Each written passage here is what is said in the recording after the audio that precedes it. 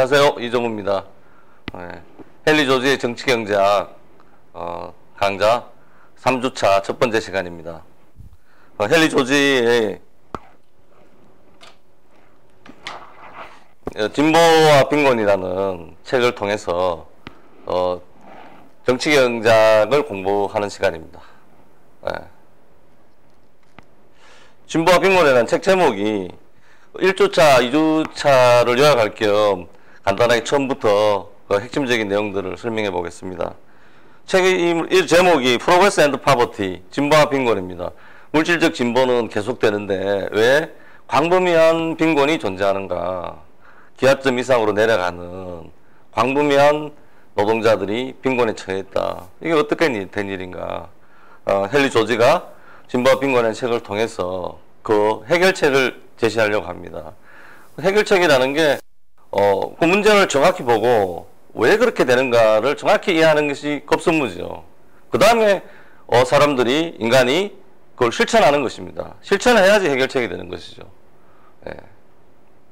헨리 조지는 진보와 빈곤이라는 문제를 정치경제학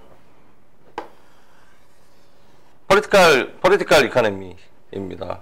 부의 본질과 부의 생산과 분배를 지배하는 법칙을 연구하는 사회과학이다. 일반적인 경향을 연구하는 겁니다. 이 세상을 보는 정치경제학적 시각의 어떤 기준, 원칙, 뼈대 같은 것들을 세우는 것입니다. 법칙이라는 게. 사용하고 있는 공리는 사회과학이기 때문에 뭘 출발을 해야 됩니다. 공리는 사람은 최소의 노력으로 욕구를 충족하려 한다. 이 욕구가 이제 충족됐을 때 사람은 그만두는 것이 아니라 더 고급적인 욕구로 변형된다. 뭐 이런 부차적인 해석은 딸려 있습니다. 이 원리를, 사람은 최소의 노력으로 욕구를 충족하려 한다는 원리를 사회 공동체, 사회학, 사회 전체를, 우리가 지금 살아가고 있는 이 세상 사회 전체를 들여다보는 법칙을 연구하는 거죠. 이 사람은 최소의 노력으로 욕구를 충족하려 한다는 이 원리를 사회에 적용을 하면 어떻게 되느냐.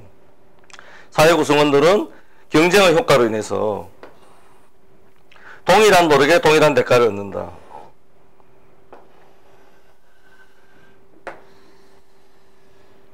유일한 기준이죠. 어떻게 보면. 동일한 노력에 동일한 대가를. 아니, 현실이 그렇지 않다. 진보와 빈곤에 따르면 빈곤만 심해지는 것이 아니라 페라리를 수십 대 갖고 있는 사람들, 너무너무 잘 사는 사람이 많아지고 있는 거거든요. 어떻게 보면. 그 빈부의 차가 굉장히 커지는 거죠. 진보에 따르는. 진보라는 게 더 잘 살게 되는 거니까. 그 속에 빈곤이 광범위하게 존재한다는 거는 그 반대편에 아주 잘 사는 사람들이 존재하는 거죠. 동시적으로. 그럼 반대되는 말이 동일한 노력에 동일한 대가를 얻는다는 거거든요. 이게 어떻게 보면 이상적인 기준입니다. 완전 경쟁. 경제학이기 때문에, 사회과학이기 때문에 완전 경쟁을 가정한다고 볼 수도 있습니다. 완전 경쟁을. 어떤 기준이라는 게, 그러면 이런 것들이 우리 사회에 관철되고 있는가? 진보와 빈곤에서 제일 마지막 장에 인간 진보의 법칙에 가면, 이런 것들이 본질적으로 부정되는 사회는 퇴화하는 사회다. 극단적으로 망하는 사회다. 이렇게 표현도 하고 있습니다. 그 원리를 정립했을 때, 그걸 가지고 사람들은 결정할 수 있는 겁니다. 개개인의 힘은 약하지만, 어떤 사회적 노력들이 모여서, 우리들이 어떤 것들을 이렇게 결정해 나갈 수 있는 거죠. 상당 부분은. 그 과정에서, 현실은 진보와 빈곤과 부자와 가난한 자가 공존하고 있는 이 세상이 있고, 현실이. 그 속에 들이미는 기준이 동일한 노력에 동일한 대가를 얻는다는 겁니다. 이런 경향이 있는가? 기본적으로 있다고 생각하고 분석을 시작하는 겁니다. 이 공리라는 게. 그렇지 않으면 무슨 그 기준을 성립할 수가 없습니다. 하여튼. 당연히 상당히 퇴보하고 있는 사회, 퇴보하고 있는 사회에서는 동일한 노력에 동일한 대가를 얻는다라는 것이 적용되지 않은 사회인 거죠. 이게 무너져 버리면 어떻게 보면 퇴보하고 있는 사회다, 이렇게 결론을 내릴 수도 있는 겁니다. 그렇지만 지금 문제를 연구하는 시작의 입장에서는 사람은 최소의 노력으로 욕구를 충족하려 한다. 그 원리를 사회에 적용했을 때는 동일한 노력에 동일한 대가를 얻는다는 것을 공리 차원에서 적용해서 그것들이 어떻게 구체화되는가라는 것들을 분석해 내는 겁니다. 네.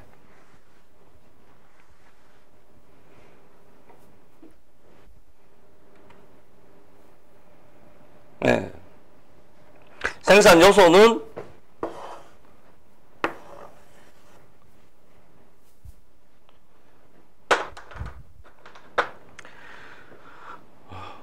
부의 본질과 생산과 분배의 분배를 지배하는 법칙을 연구하는 게 정치경제학이라고 했습니다. 생산의 요소는 토지, 노동, 자본이다. 지금 이 뒤에 제시되는 숫자들은 그 책의 페이지입니다. 진보와 빈곤의 177쪽을 보시면 됩니다. 지금 이런 유튜브로 강의하게 되면 굉장히 정치경제가 어렵다, 처음 듣는 이야기다, 복잡하다, 추상적이다 이러는데, 지금 이렇게 유튜브로 찍는 가장 큰 의의 중에 하나는 책을 보는데 너무너무 어렵대요. 그 책에서 이렇게 다른 이론, 잘못된 이론 비판하는 걸 제거하고 헨리 조지 정치경제의 뼈대만을 추려가지고 제가 이렇게 지금 강의를 하려고 하고 있고, 잘 모르는 거는 다시 보고, 또 지금 제가 설명하는 것들 책하고 같이 비추어 보고, 또 세상과 비추어 보고, 이런 노력들을 하셔야 됩니다.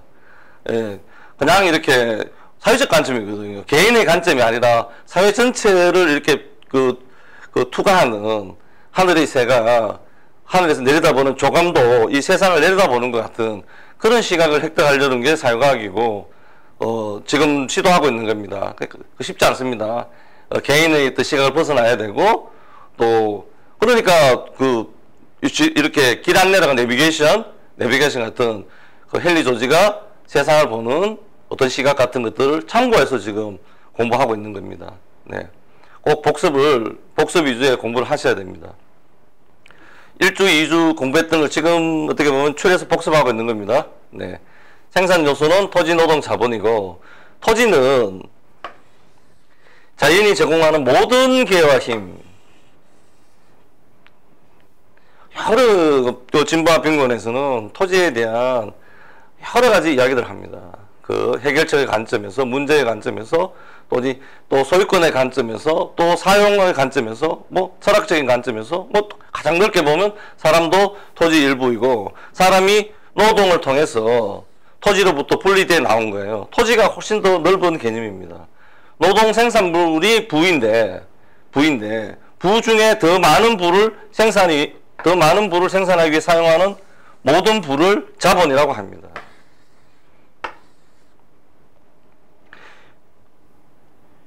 예, 입체적인 겁니다. 평면적인 게 아닙니다. 저번에 설명했던 것처럼 사과, 배, 복숭아 이런 게 아닙니다. 세상이 입체적인 겁니다. 입체적인 거예요. 예.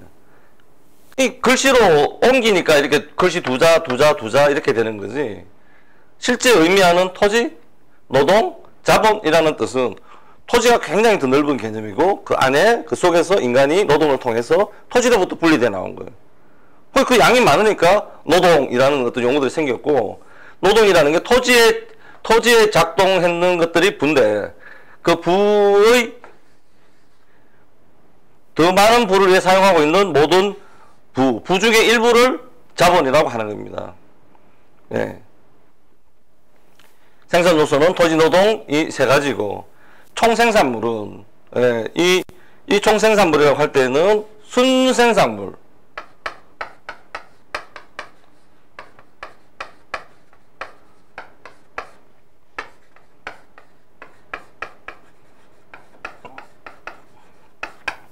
순생산물, 증가된 가치를 의미합니다. 생산됐다는 게. 모든 생산물은 생산과 소비가 상대적인 용어다, 이런 말씀입니다. 헨리 조지 정치경제학에서 우리가 토지로부터 분리되어 나오는 순간에 노동에 의해서 어떤 것 분리되나 부가 형성되는 순간에 얘는 자연 법칙에 의해서 토지로 돌아가는 겁니다. 자동이에요, 자동. 그런 순환하고 있는 과정에서 어떻게 보면 인간이 그 일부를 사용하고 있다고도 볼 수 있습니다. 예. 토지가 부가 부가 토지가 되고 이런 순환하는 과정에서 인간의 노동이라는 게 작동하고 있는 거죠. 예. 그런데 인간의 욕구를 충족시키는 어떤 증가된 가치입니다. 가치. 생산물이라는 게. 예, 순생산물이라는 게. 인간의 욕구를 충족시키는 부, 이런 뜻이죠. 예. 예. 이 물질 자체를 생각하지 마시고, 하여튼 생산의 과정에서 인간의 욕구를 충족시키는 증가된 가치, 순생산물을 총생산물. 총생산물은 이 세 가지 요소에 대한 대가로 모두 분배된다. 분배라는 게 그런 뜻이에요. 분배라는 게. 분배라는 게 생산물이 생산 요소별로 이렇게 1대1 대응을 한다. 이런 뜻입니다. 그 용어 정의는 지대는 자연적 기회 사용에 대한 대가로 토지 소유자에게 지불되는 부분이다. 이 토지 소유자라는 게 이게 중요합니다. 이게. 토지 소유자에게 중요합니다. 부의 소유자는 사람이에요, 사람. 예. 노동이 나의 것이듯이. 내가 노동한 건 내가 노동한 거잖아. 노동이 토지에 작용했을 때, 그 생산물을 기본적으로 인간의 것이 되는 거죠. 토지는 부가 아니다. 뭐 이런 정의가 있습니다. 철학적이기도 하고 어렵습니다. 토지는 부가 아니다. 이게 무슨 뜻이냐, 이게. 이때 소유자 그러죠, 소유. 예. 토지와 부가 본질적인, 부의 본질이에요, 부의 본질. 부의 본질을 다룬다 그러잖아요.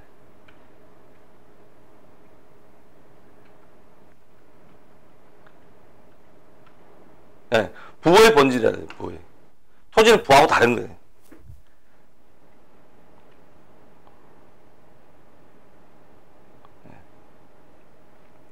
좀 다릅니다. 현실에서는 1879년 헨리 조지가 진보화 빈곤을 서술했을 때는 그 이전 사회에는 이 토지가 광범위하게 그 공유지라고 그러는 공유지, 사회의 것이다, 왕의 것이다, 하나님의 것이다, 안 그러면 우리 사회의 것이다, 우리 마을의 것이다, 뭐 이런 것들을 관념이 훨씬 더 지배적이었는데 프랑스 대혁명을 거치면서 개인의 어떤 개인 요소가 커지면서 어떤 그 토지 자체의 사용권 수익권들이 개인에게 막 이렇게 넘어가게 되고 1879년에 이르러서 그 시장경제, 우리가 공부하려고 하는 시장경제, 물질적 교환경제가 발달하면서 토지 자체도 유동화됐다는 거예요. 토지 자체도 막 거래의 대상이 되는 거지. 토지 그렇게 되면서 부는 아니지만 부 같은 그런 토지의 사적 소유권 제도가 발생하게 됐습니다. 토지의 사적 소유권 제도가 그렇게 오래된 제도가 아닙니다. 그리고 그 뿌리 깊은 제도가 아닙니다. 최근래 1700년 후반부 뭐 이럴 때부터 이제 새로 생기기 시작한 제도에 가깝습니다. 예, 이런 것도 새롭게 들리시겠지만 뭐 공부를 해 용어 정의에 공부를 해 나가셔야 됩니다.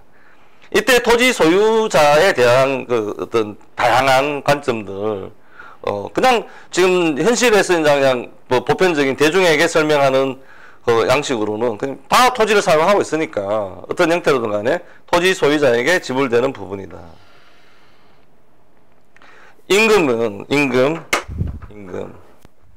당연히 인적 노력에 대한 대가가 되는 부분이다. 이자는 자본 사용에 대한 대가가 되는 부분이다. 가장 산수적으로 나누는 거죠. 산수적으로. 뭔가 하면 생산물은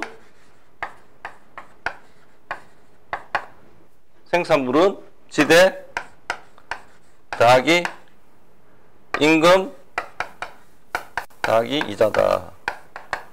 네. 이런 이야기죠. 이런 이야기. 밑에 있네. 새로 적었네. 이 세 가지 용어는 상호 배타적이다. 이게 배타적이라는 거죠. 따로따로 다른 거죠. 서로 겹쳐지지 않는 거죠. 이 이제 용어 정의를 할 때 이제 그 현실적으로는 그 부에 대한 이자가 헨리 조지 정치 경제학에서는 화폐적인 현상을 분류하고 또 실물 경제만 주로 다룹니다. 서비스는 기본적으로 배제하기 때문에 그 이자에 대한 것들이 그러니까 더 기본적으로 정의가 됩니다. 기본적으로 실물 자본에 대한 이자 뭐 이런 식이죠. 화폐 금융 형상이 아닌 거죠. 그건 다른 파트에 가서 다른 형태로 분석을 하게 되고, 또 아주 핵심적인 것은 아까 토지 노동 자본이 이렇게 입체적이다. 입체적이어서 특히 토지에 대한 토지가 부가 아니다라는 그런 관점, 그런 관점이 해결책이나 지대를 이해하는데 지대 자연적 기회에 대한 사용의 대가 뭐 이건 똑같은 거죠. 근데 이 토지 소유자가 여러 가지 형태가 있는 겁니다. 나중에 공부하시게 되겠지만 토지 소유자가 사회가 될 수도 있고 왕일 수도 있고 하나님일 수도 있고 동네 마을일 수도 있고 또 우리 가족일 수도 있고 나일 수도 있고 이랬습니다. 아주 다양한 개념들이 적용될 수 있습니다. 토지 소유 제도라는 게 자체가 굉장히 복잡합니다. 사실은 역사적으로. 네.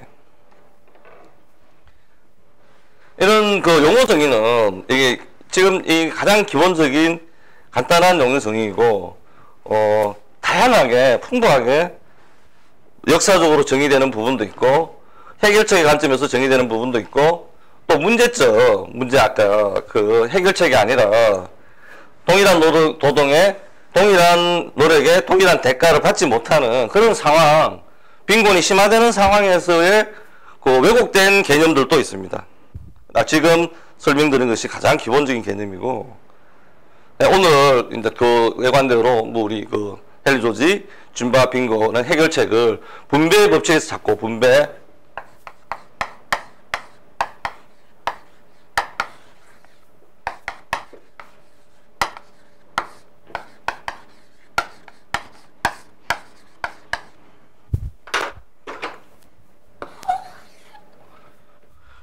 헨리 조지는 기본적으로 생산을 검토합니다. 생산이 아주 재밌고, 생산 1형태, 2형태, 3형태 이런 공부하셨는데, 생산이 굉장히 재밌고, 이렇게 게임처럼 이렇게 막 해볼 수도 있고, 또 우리 생활에 적용하기도 쉽습니다. 어떻게 보면. 정말 마음을 먹고, 자기 개인 생활이나, 가정 생활이나, 안 그러면 조그마한 공동체, 뭐 이런 몇 가구가 모인 공동체라든가, 회사 형태, 이런 형태로 그 생산에 대한 측면들은 헨리 조지 정치 경제학을 공부하게 되면 적용할 수 있습니다. 재미도 있고 또 실질적입니다. 그런 부분은 해결책을 생산의 측면에서 찾을 수 없다. 생산은 뭐 어떻게 보면 별 문제 없다. 잘 돌아가고 있다. 물질적 진보가 잘 이루어지고 있다. 문제는 주로 문제가 분배에서 발생하고 있다. 아까 생산 요소별로 이렇게 대응이 잘 되고 있지 않다라는 거죠. 근데 그 공부해 보니까 정치 경제학이라는 거 지금 뭐 이게 날아가 버렸죠. 이게 정치라는 게 날아가 버렸죠. 정치 경제학이 뭔지 모르죠. 뭐 경제학을 뭐 특정 목적으로 사용하는 건가? 정치적인 세력에 의해서 그런 의미가 됐는데, 그 깨네라는 그 프랑스 중농학파가 밝힌 것처럼 정치라는 게 사회유지 비용을 어떻게 조달하고 어떻게 사용할 것인가 이런 거예요. 그것들이 물질적 경제, 교환 경제가 발달하면서 어떤 학문, 법칙들이 생긴 거죠. 정치라는 게 그런 뜻입니다. 그럼 분배가 뭐냐? 생산물 중에서 사회, 정치, 사회유지 비용을 분배하는 게 어떻게 생산물 중에서 사회유지 비용을 어떻게 결정할 것인가? 어디가 사회유지 비용이고 뭘 사회유지 비용으로 사용하는 게 좋겠는가? 라는 게 분배죠.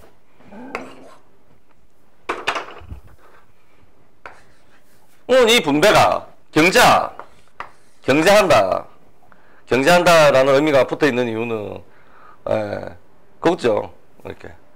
동일한 노력에 동일한 대가를 받아야 된다. 라는 완전 경제의 그 제1공리, 사람은 최소의 노력으로 욕구를 충족시켜야 한다는 것이 사회적으로 적용되는 그 원리가 경제하는 거죠, 경제. 최선의 기준인 거죠. 최선의 기준. 동일한 노력에 동일한 대가를 받는다는 게 최선의 기준이고, 그걸 추구하는 게 경제죠. 경제. 사회적 비용을 마련하는 분배의 문제에 있어서, 생산을 건드리지 않아야 되고, 합리적인 생산을 건드리지 않아야 되고, 그 자체로도 경제가 돼야 된다라는 게 분배의 법칙입니다. 분배의 법칙. 정치 경제학, 나오는 생산의 법칙이 있고 분배의 법칙이 있습니다. 분배의 법칙 그런 뜻입니다. 그 분배의 법칙은 세 가지 생산 요소로 나눠질 수 있습니다. 첫째가 지대 법칙입니다. 이게 이제 그 헨리 조지의 그 정치 경쟁의 뭐 결론이죠. 결론이자 뭐 핵심적인 것입니다. 토지의 지대는 동일한 투입으로 사용되고 있는 토지들 중에서 동일한 투입으로 사용되고 있는 생산성이 가장 낮은 토지에서 얻을 수 있는 정도를 초과하는 생산물에 의해 결정된다. 뭐 리카도의 그 차익지대설에서 그 뭐 비옥도라든가 그런 예외적인 상황을 배제하고 가장 중립적인 그 순수한 용어로 그 설명된 겁니다. 토지의 지대는 동일한 투입으로 사용되고 있는 토지들 중에서 생산성이 가장 낮은 토지에서 얻을 수 있는 정도를 초과하는 생산물에 의해 결정된다. 여기까지.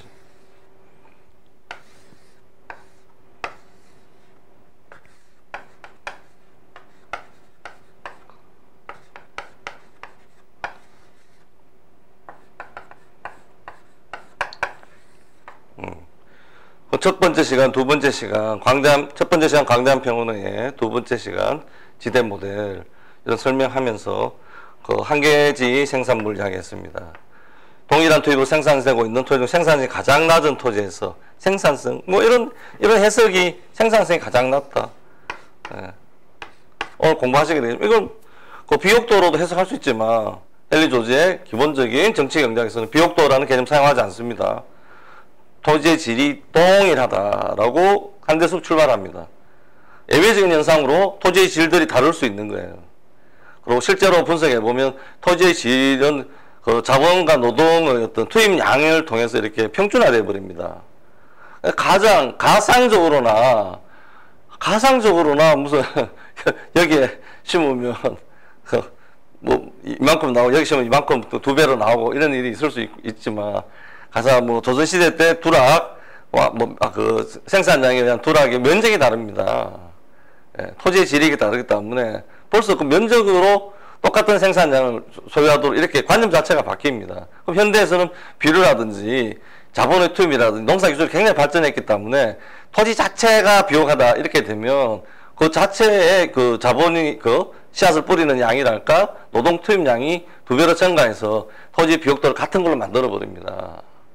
전혀 실제적이지 않습니다. 그리고 그렇게 가정할 이유가 없는 겁니다. 지금 어떤 토지에 명동의 땅 한 평이 왜 3억이냐 4억이냐 왜 강남에는 100층짜리 빌딩이 서느냐 100층짜리 빌딩 아파트 30층 40층 고층 아파트가 들어 똑같은 토지에 여기는 뭐 이 토지들 중에 생산성이 가장 낮은 이러면은 100층짜리 드는 아파트는 밑에 무슨 강철로 돼 있고 5층짜리 건물이 들어서는 데는 그냥 흙으로 돼 있고 1층짜리 건물이 들어서는 데는 모래로 돼 있습니까? 전혀 그런 0.01%도 지금은 이론적 타당성이 없습니다.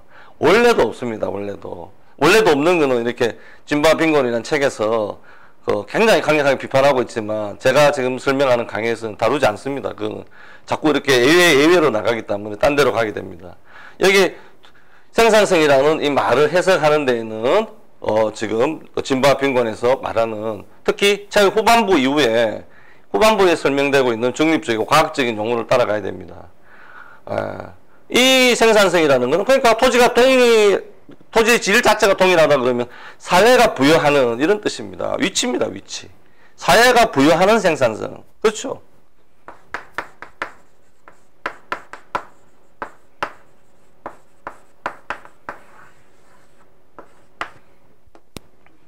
이런 구체적인 이런 관념적인 그 글자의 세계가 아니라 구체적인 이런 이 현실을 추상화하는 현실로부터 추상화된 이런 지대 모델, 빵 모형을 그리지 않고서는 이런 의미가 이해할 수가 없습니다. 이런 사회가 그 지점에 부여하는 그 지점이 중심지 다르고 한계지 다른 거예요. 모든 이 경제 공동체 내에 그 각 지점의 효용이 다른 겁니다. 위치가 생산성이거든요. 위치가 좋냐 나쁘냐. 사회가 부여하는 위치가 좋냐 나쁘냐. 그런 의미의 생산성입니다. 생산성. 가장 중심지에서 가장 거리가 먼 곳이 수송비가 제일 많이 드니까 한계지가 됩니다. 토지들 중에서 생산이 가장 낮은 토지라는 게 이 한계지를 의미하는 거죠. 한계지에서 얻을 수 있는 이 생산물이 임금이나 임금 더하기 이자가 되고 나머지 부분이 지대가 된다라는 말입니다. 근데 이런 책만 읽어서 저는 이런 책을 읽었을 때 이런 그림이 비춰지고 지금 첫 번째 시간 때 강의는 이렇게 설명을 조금만 더 하고 이 똑같은 설명을 그림을 기하학적인 그림을 통해서 똑같은 그 설명을 다시 하려고 합니다. 지대법칙은 생산물이 지대와 임금으로 나누어진다면 바로 임금법칙이 되고 그렇잖아요. 여기 지대고 여기 임금이니까 서로 배타적이니까 이렇게 되는 거죠. 이렇게. 생산물이 지대와 임금으로 나누어진다면 바로 임금법칙이 되며 아니죠. 밑에 거죠. 밑에 거가 되는 거죠. 밑에 거. 요거지. 생산물 지대와 임금으로 나누어진다면 바로 임금법칙이 되고 밑에 생산물에게 지대는 임금 이렇게 되고 지대 임금 이자로 나누어진다면 이렇게 되는 거죠. 이렇게 바로 임금과 이자를 합한 것의 법칙이 된다. 186페이지 그렇습니다. 어려운 내용이고 압축된 내용이지만 요 후반부에 그림으로 똑같은 내용을 제가 다시 설명해 보이겠습니다.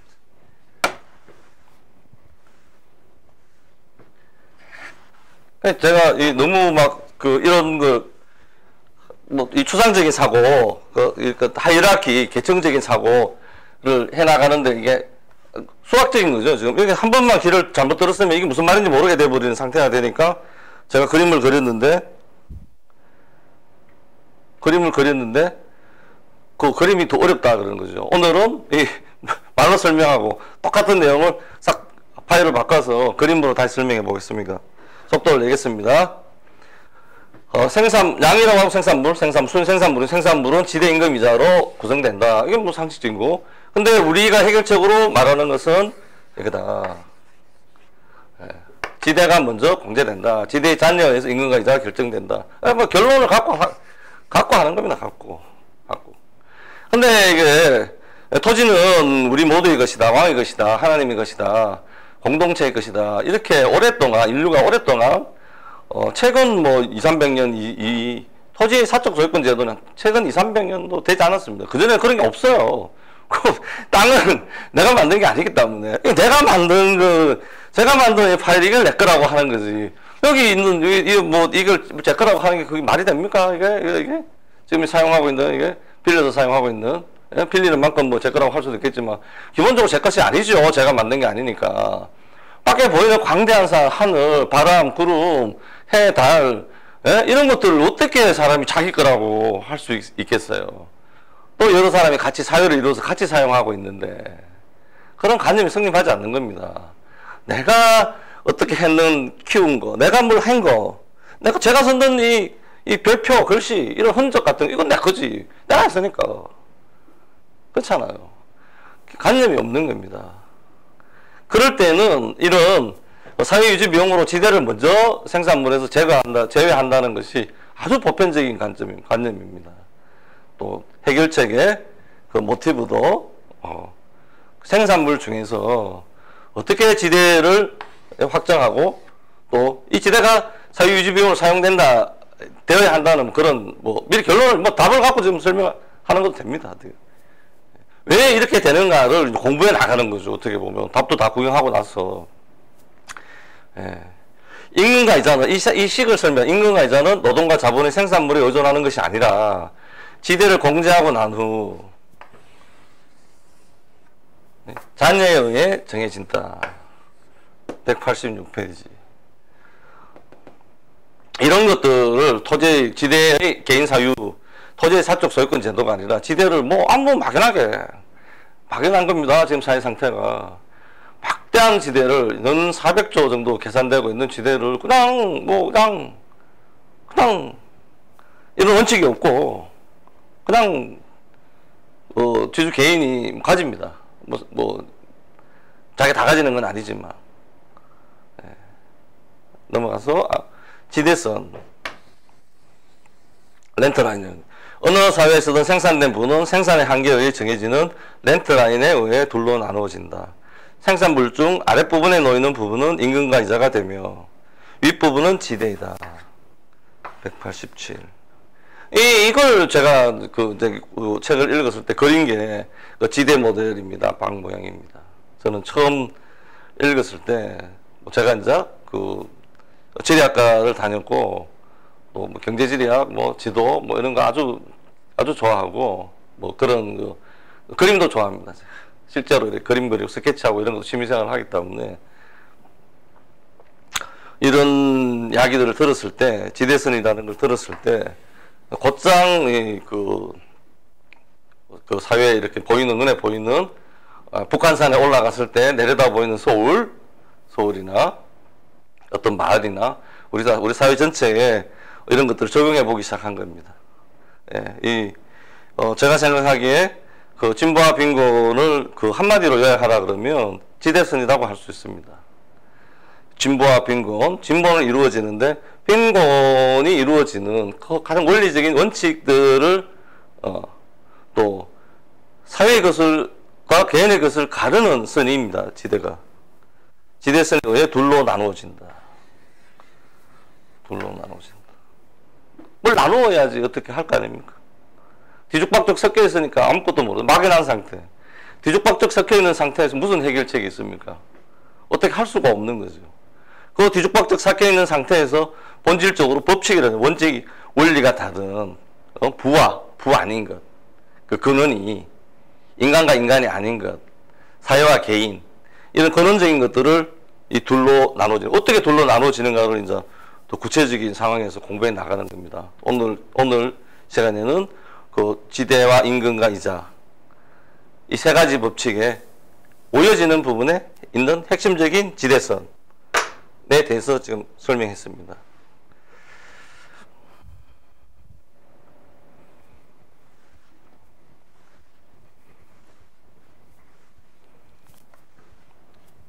수학적으로 이렇게 생산물은 지대 더하기 임금 더하기 이자 이렇게 구성된다, 이런 관점이 아니라 따로따로 그러면 그 지대는 뭔가, 예? 여자와 남자라 그러면 여자의 본질이 뭐냐, 남자의 본질이 뭐냐, 이런 것처럼 다른 관점에서 아까 그 전체적인 관점도 있지만 다른 관점에서 법칙들을 설명해 나가기 시작합니다. 두 번째는 임금 법칙입니다. 임금은 생산의 한계, 즉 지대를 지불할 필요 없이 개방된 자연의 최고 생산점에서 지대를 지불할 수 필요 없이 개방된 한계지죠. 이게 한계지. 지대가 0인 곳.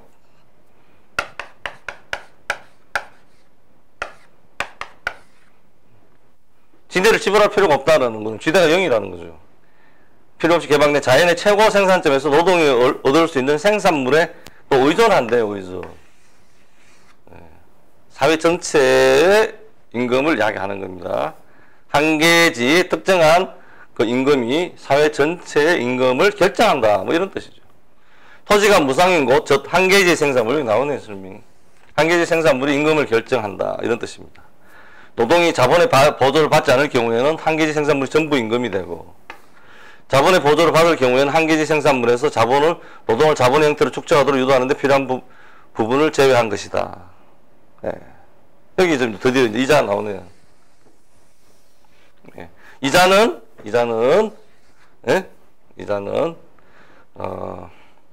노동을 자본의 형태로 축적하는데 유도하는데 필요한 부분이라는 거죠. 이자는. 예. 노동을 자본의 형태로 축적할 수도 있고 써버릴 수도 있고 그런 거예요. 소개해버릴 수도 있고 그런 거예요. 소비물에. 예. 근데 자본의 형태로 축적하도 유도하는 데 필요한 부분이라는 거죠. 그 대가가. 예. 자인의 기회가 모두 독점된 경우의 임금은 노동자 간의 경쟁에 의해 노동자의 재생산을 위해 필요한 최소한으로 내려갈 수 있다. 자인의 기회가 모두 독점됐다. 과연 그럴까요? 예, 뭐 저번 시간에 그 손문 설명하면서 손문이 신혁명 이후에 그 중국의 인구가 사망률이 그때 사망률이 너무 높았던 거죠. 출생률보다. 미국이나 유럽에 비해서 사망률이 너무 높으니까 순전가율이 낮기 때문에 상대적으로 중국 인구가 줄어들 것 같다. 이런 걱정을 했다. 이런 이야기들이 있는데, 예. 자연의 기회가, 전 세계 인구가 미국에 이사 가면 한국보다 인구 밀도가 조금 높다. 이렇게 제가 말씀드린 거는 자연의 기회가 무한하다. 이런 사고방식이 있는 거예요.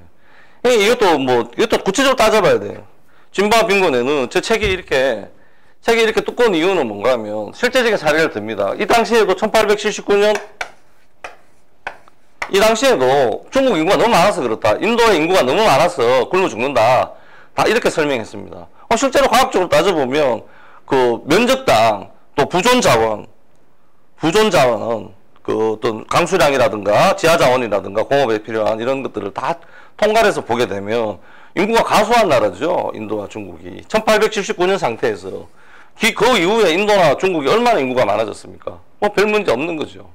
그때 1879년에 인도와 중국의 인구가 너무 많아서 당장 큰일 난다 그러고 이렇게 어느 신문이나 학계에서 이야기 했었습니다. 그때도 면적 대비, 지하자원 대비 이렇게 이 책의 내용입니다.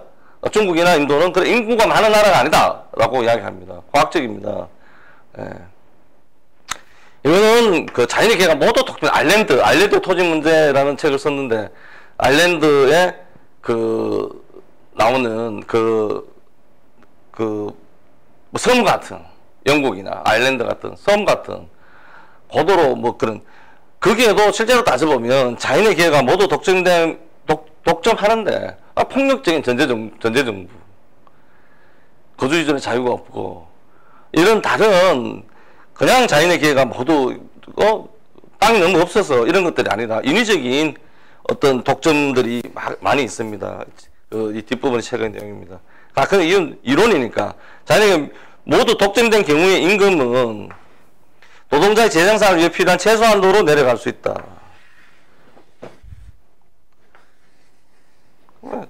지금 이 강의하고 별개로 스터디를 진행하고 있고, 스터디 공부했는 걸 가지고 추려서 이런 강의를 하고 있는데, 김밥천국, 기하점, 김밥천국, 우리 한국에서 서울에서 발달하는 김밥천국, 밥버거, 컵라면, 햇반, 쌉니다. 굉장히 한 끼를 해결하는데 1,500원, 2,500원, 이렇게 해결할 수 있는. 노동자들이, 건전한 굉장히 다수의 노동자들이 매일 한 끼 이상을 그런 걸로 때웁니다. 그런 게 기하점입니다. 그 밑으로 더 내려가면 노동을 할 수 없을 정도가 되는 거죠. 지금 주어져 있는 광범위한 노동을 할 수 없을 정도로 기하점, 예, 노동의 재생산, 노동자의 재생산, 노동자의 지금 재생산의 제일 밑에 기준이 김밥천국의 김밥, 밥버거, 햇반, 컵라면 이런 것들입니다. 그 밑으로 임금이 떨어지게 되면 노동할 수 없게 되는 거죠. 노동자의 재생산을 할 수 없는 거죠. 네. 그런 부분들도 왜 그렇게 그냥 값싸니까 먹는다? 이렇지 않습니다. 진보와 빈곤에서 지금 설명하려고 하는 임금이 지대가 지불되고 난 다음에 잉여로 이렇게 내려간다는 그런 때문에 이 임금이 지대와 관계에 의해서 내려갑니다. 그럼 사람들이 싼 음식을 먹는 이유도 맛있어서 먹는 것도 있지만 임금이 너무 적으니까 그런 것들을 선택하게 강요되는 부분들이 있습니다. 네.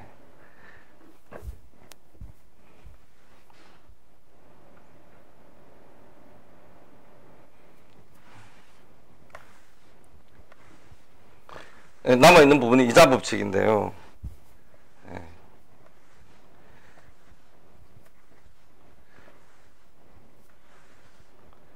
이자 법칙입니다. 원래 이 동영상 촬영하는데 제가 45분을 넘으면 안 된다 그러고 이제 이렇게 집중이 보통 15분 이상 유튜브 잘 보지 않는다 그래서 이건 공부니까 이렇게 복습용 공부고 어떤 교과서 같은 한 번 들어서 이해되는 그런 성질의 것이 아닙니다. 지금 이 책의 아주 핵심적인 부분들을 요약하고 패대를 세우고 있기 때문에 이렇게 간단한 부분들은 아닙니다. 그래서 강의가 그래도 길어지는데 이게 1시간을 넘으면 절대로 안 되겠다 이런 생각이 있습니다. 지금 이 말로 설명하는 거하고 그림으로 설명을 합쳐서 45분에 어떻게 하려고 그랬는데 이건 두 개로 갈라야 되겠습니다. 지금 오늘 강의는 1, 2, 3으로 해야 될 것 같습니다. 1번은 지금 설명하는 거고 2번은 똑같은 세 가지 분배 법칙을 그림을 가지고 설명하고 3번은 저번 시간에 했던 실천 사례, 실천하는 인물과 실천한 사례를 합쳐서 좀 더 부연 설명하고 그런 시간을 가져야 되겠습니다. 제일 어렵기도 하고 혼자 공부하면 제일 어렵습니다. 이자 법칙이 임금과 이자의 관계는 자본이 재생산 형태로 사용될 때 그 자본이 가지는 평균적인 정가력에 정가력 임금과 이자의 관계는 임금과 이자의 관계. 이자 자체의 독특한 법칙, 그러니까 세 가지 관계에서 이렇게 더하기 빼기에서 나오는 게 아니라 이자가 뭐냐 이렇게 물었을 때는 이자는 그 자본의 평균적인 정가력이라는 거예요. 정가력. 생산의 삼형태 할 때 키우기입니다. 키우기. 정가력.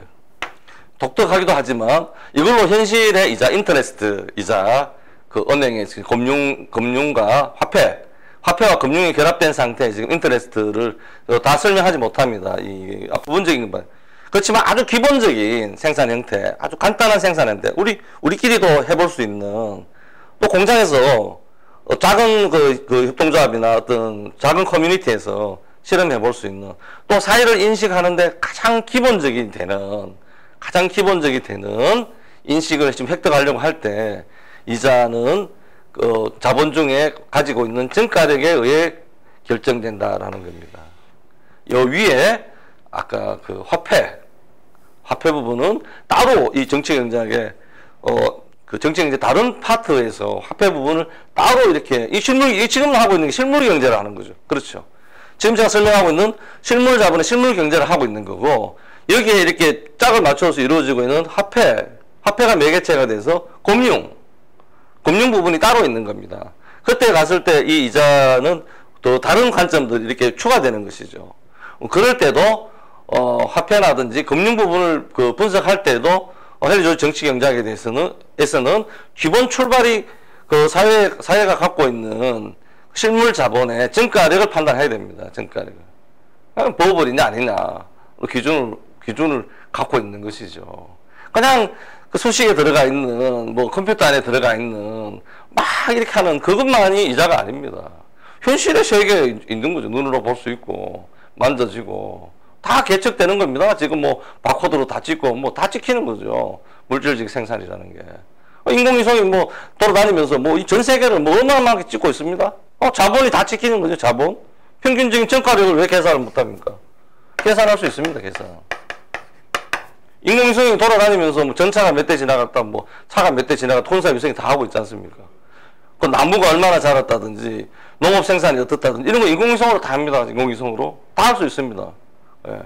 실물 자본의 정가력도 계산할 수 있고, 그런 것들이 사회의 그 경제 상태를 판단하는 아주 기본적인 겁니다. 그 기술이 아주 발달했기 때문에 이런 것도 가능하다는 거죠. 이 더하기 화폐,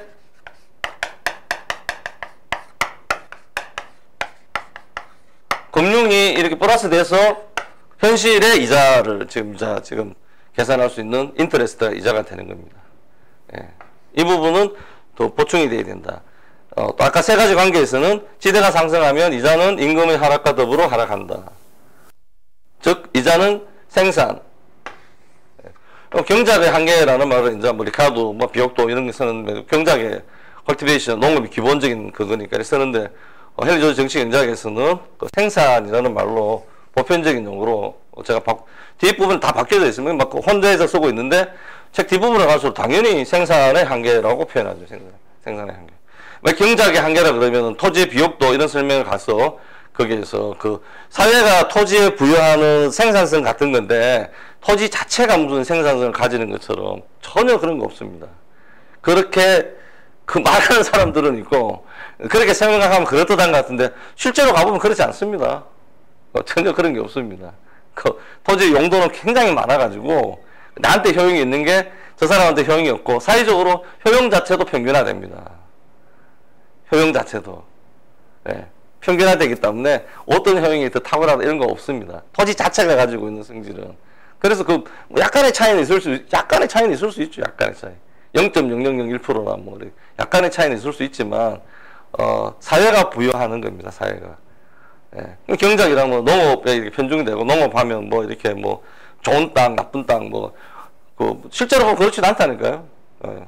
토질이 좋은 데는 그 자본 투여량이 씨앗을 많이 심어버리기 때문에 수확량이 똑같아지는 거예요. 토질이 나쁜 곳에는 씨앗을 조금밖에 심을 수밖에 없어요. 옛날부터. 그러면 그 평균적인 생산량은 똑같은 거예요. 예. 그렇습니다. 뭐 씨앗을 많이 뿌리는 게 그럼 그건 자본의 양으로 결정하는 토지의 비옥도가 아니라 자본의 양으로 축적이 되는 거예요. 이 토지에는 자본을 많이 투여했다. 저 토지에는 자본을 적게 투여했다. 이런 식으로 되는 거지. 거기에 그 토지의 비옥도가 약간의 영향을 미치는 거죠.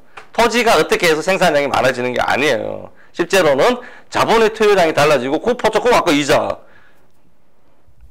이자를 해야 되는 거죠. 잠깐만요. 꺼져버렸네.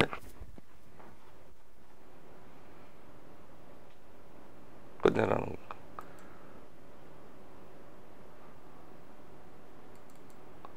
네. 보기.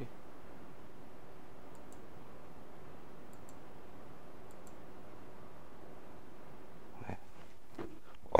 꺼져버렸네.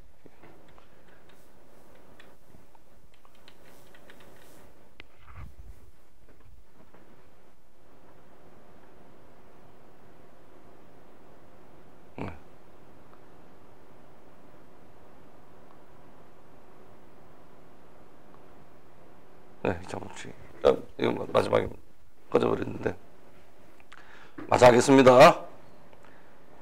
이자는 생산의 한계를 결정되는 똑같습니다. 아까 이 모형 다음 시간에 이 모형을 통해서 이 한계에 의해서 결정된다라는 게 216페이지입니다. 제가 임금과 이자 간에는 여기 안에가 이제 임금 더하기 이자라고 늘 표현했는데 이게 지대고 임금과 이자 간에는 어떤 관계 내지 비율이 존재하며 설명이 쭉 있습니다. 책에. 이 관계 내지 비율에 따라 노동이 자본으로 전환되어 당시의 지식 정도, 기술 상태, 임금 밀도, 직업의 특성, 교환의 다양성과 범위 및 신속성에 비추어 생산에 필요한 양만큼의 자본을 공급한다. 노동이 부를 생산하는데 그 중에 그 일부를 자본으로 더 많은 부를 위해 사용할 수 있는 부로 전환시킨다는 거죠. 공급한다는 게.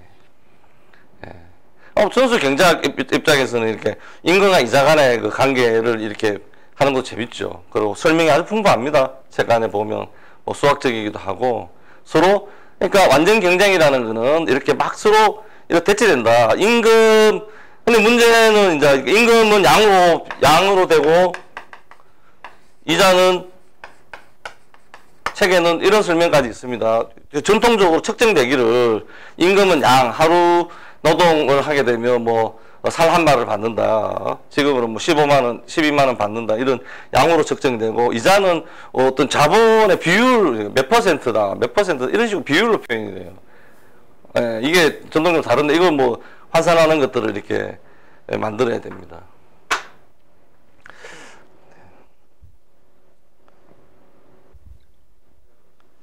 지금 지금 그 정치 경제학의 정의에서 시작해서 토지 노동 자본 생산 요소 또 그 생산 요소별로 지대 임금 이자로 분배된다. 나누어서 지대 법칙, 이자 법칙, 임금 법칙, 이자 법칙 세 가지 법칙에 대해서 설명했습니다. 이렇게 그 책에 이렇게 지금 이렇게 말로 이렇게 설명되어 있는데 이게 제 생각에는 한 번 이해되면 이게 뭐 같은 말을 반복하는 거예요. 어떻게 보면 예, 지금 있는 것 자체를 어떤 것들을 이렇게 막 묘사하고 있는데 손이 있으면 손을 이렇게 막 묘사하는 겁니다. 1879년에 헨리 조지 선생님이 책에 묘사를 했어요. 이게 돼서 얘기를 한 거예요. 근데 이게 뭐 이게 이렇게 했다 이렇게 했다 이렇게 뭐 이렇게 했는 건데 이렇게 하면서 이게 뭐 언제 이렇게 됐는지만 모르게 돼. 한번 이렇게 논리를 놓치게 되면 이게 무슨 말을 하는 건가 이렇게 아득해지는 겁니다. 실제로는. 그래서 저는 처음 책을 읽었을 때부터 그렇고 또 지금도 이렇게 그 그림에서 이렇게 설명하는 거예요. 그림에서 이렇게 사회를 투영하는 아까 지대 모델을 투영해서 설명하게 됩니다. 예, 시간이 경과해서 여기서 잘라서 똑같은 내용을 그 기하학적 모델을 통해서 3주차 두 번째 시간에 설명하도록 하겠습니다. 감사합니다.